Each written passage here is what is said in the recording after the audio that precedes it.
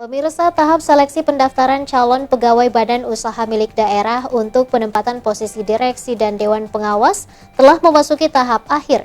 Ketua Panitia Pelaksana Andi Siswanta mengungkapkan akan melaksanakan rapat perangkuman nilai bagi 88 calon direksi dan dewan pengawas untuk diserahkan ke wali kota. Sebanyak 88 peserta calon direksi dan Dewan Pengawas BUMD telah mengikuti uji kelayakan dan kepatutan, serta tes seleksi wawancara. Saat ini telah memasuki tahap perangkuman nilai-nilai bagi 88 calon direksi dan Dewan Pengawas. Ketua Panitia Pelaksana Andi Siswanta Atas mengatakan, Kamis ini tim seleksi melakukan rapat terkait penyelesaian semua nilai bagi calon dewas dan direksi.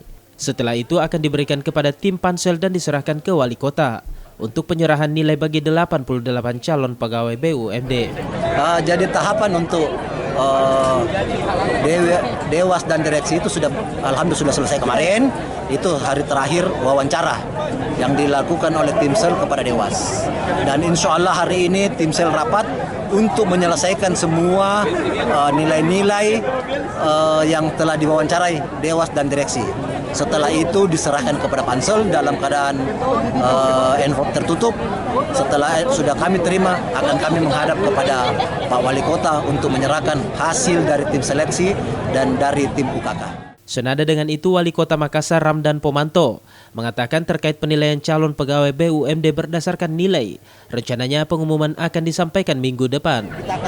Untuk seterusnya, ini lagi berproses, sudah selesai.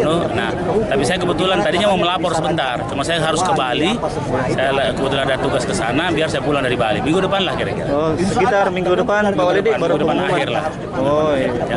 Yang jelas satu saya pesan bahwa semua fair, terbuka semua. Dan berdasarkan nilai. Dan memang ditempatkan sama orang-orang profesional Pak Walidi. Iya, orang profesional. Profesional dari nilai, dari scoring.